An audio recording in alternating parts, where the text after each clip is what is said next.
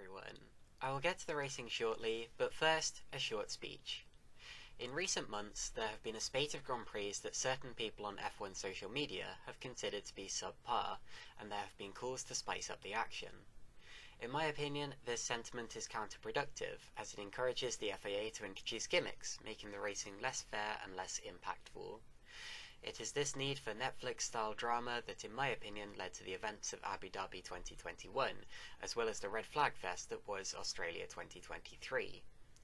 Ironically, it's the same people who complain about these events when they happen, and yes, I am calling out Matt and Tommy from P1. In this video, I've gone for a less well-remembered and less notable Grand Prix from F1's history to demonstrate that any Grand Prix can be exciting if you know where to look, and that Formula 1 as we know it really isn't that bad.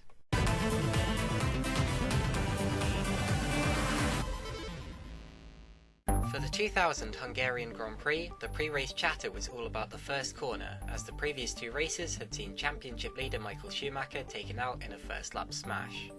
Schumacher improved his chances of survival by taking a sizable pole position, setting a lap almost 0.4 of a second faster than the McLarens despite the short track, and it was Coulthard who started on the front row ahead of Häkkinen. The Williams of Ralf Schumacher rounded out the second row of the grid, and Barrichello and Frentzen were 5th and 6th. Behind them, it was a fairly straightforward qualifying session with the usual midfielders and backmarkers, although the BARs of Villeneuve and Zonta would have been pretty disappointed with 16th and 18th on the grid. When the race got underway, Schumacher got a decent start, but Coulthard absolutely did not. Through came Ralf and Barrichello to fight for third, but look at the leaders as Häkkinen gets past Schumacher. All four drivers from McLaren and Ferrari came into this round separated by just 10 points, so to see them all fighting from the off is a sight to behold. Coulthard just about managed to hold off Ralf and Rubens, as further down the field there was a collision as Villeneuve knocked his front wing off on the back of an Arrows car. Oh well, at least they made it through the first corner this time. At the end of the first lap, the order was Häkkinen, Schumacher, Coulthard, Ralf Schumacher and Barrichello. Running in the top 10 in the early stages was Jenson Button, who ran wide and allowed Eddie Irvine through. Also, if you saw in the background there, that seemed to be Fisichella going off from 7th position. That's 2 for the price of 1 there for Irvine. Rather weird how Fisichella and Button both made the same mistake there. Maybe the track was a little slippery, or maybe they were just getting acquainted with each other since they would be teammates for 2001. By the way, De La Rosa also had to pit after the first lap contact, so these two are now having a nice little scrap not to be last. Very reliable this race, no retirements. Alesi's been in, but now he has, as I talk to you, he has retired from the Hungarian Grand Prix. Well done, Murray. In fact, both of the Pruss retired from the race early, Alesi with a suspension failure and Heidfeld with an electrical issue. At least it wasn't the Peugeot engine this time, but still, ooh la la. On lap 23, Michael Schumacher ducked into the pits from 2nd place, and in all honesty I'm surprised he was still in 2nd at this point after his dominant quali performance. I know that quali pace isn't always synchronised with race pace, but still, 0.4 of a second per lap is quite an advantage. Despite this, the race had settled down and it was time for a strategy battle on this track famous for undercuts. By the way, don't worry about the other Ferrari you saw going through, as Rubens was never going to make it hard for Michael. Here they are swapping places just 1 lap later, and by this point Ralf had also come into the pits, so Michael was back up to 3rd. Amazingly, despite having to give that place up, Rubens was still able to jump Ralf for position, so it was now the 2 McLarens leading, followed by the 2 Ferraris. Häkkinen's stop was smooth, and he came out easily ahead of Schumacher, extending the gap by quite a long way. Unfortunately, it's not just Prost that can break down, and Giancarlo Fisichella's Benetton retired on lap 32. Apparently he'd been having issues with his braking for pretty much the whole race, which does explain the spin we saw earlier.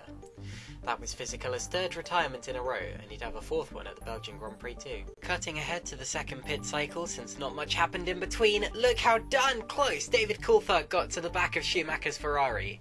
This is what I mean when I say there's never really nothing going on in a Grand Prix, because even though no one was passing or spinning off or doing anything dramatic for a good few minutes, they were still shaping each other up and building tension, and now the fight is on for 2nd. Schumacher is going to be difficult to pass of course, but that McLaren looks faster. Meanwhile, here's a spin for Johnny Herbert, and after watching it in slow motion, I can confirm that he did tag Villeneuve's rear tyre on the way round, so onto the crunch count it goes. And he's done it again, look! What the heck is wrong with that car? Answer, the gearbox, and it took him out of the race. Womp womp. But Jaguar has put everything into Formula One and they will get their reward eventually. Are you sure about that? Meanwhile, there's our fourth retirement of the race. Pedro Diniz developed an engine problem and stopped, which the TV director gave about half a second of attention to before moving on.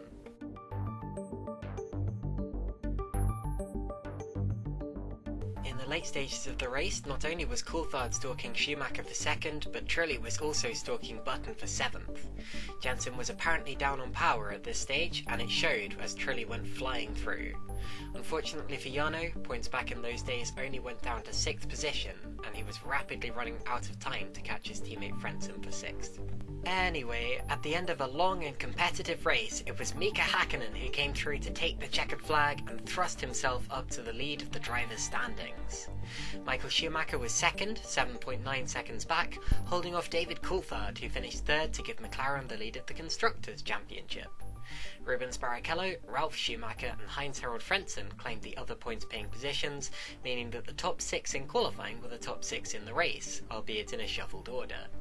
Completing the top 10 were Trulli, Irvine, Button and Salo, and 16 cars finished in total. Guys, before I give this race a score, I want to let you know that I have a Dailymotion account for all the videos that get taken down from my YouTube channel by the pesky FOM bots. Due to the high levels of parody, review and education my videos contain, I believe that all of them fall under fair use, but sadly this isn't always enough. On my Dailymotion, you can find the 1996 Monaco and Portuguese Grand Prix, as well as the 2008 Japanese Grand Prix and more. I also now have a Twitch channel where I stream about once a week and would really like to grow my audience. The links to both of these accounts are in the description of this video. Thank you. I gave the Grand Prix a 4.3 out of 10 overall, because at the end of the day it was a little bit forgettable. The score is somewhat carried by the tense championship fight between McLaren, Ferrari and their 4 drivers, which would have kept it tense at the time, but to be honest, when you watch this race back it just doesn't stand up. I hope you all enjoyed it anyway, as keeping this video funny and entertaining was actually fairly difficult, but even so, I stand by my assertion that there is no such thing as a boring Grand Prix. I'll give the Driver of the Day award for Best Driver to Heinz-Harald Frentzen, who not only scored a point but also hung on to the lead lap in his Jordan.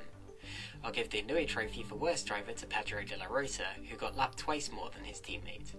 Drive safely guys, and I'll see you next time.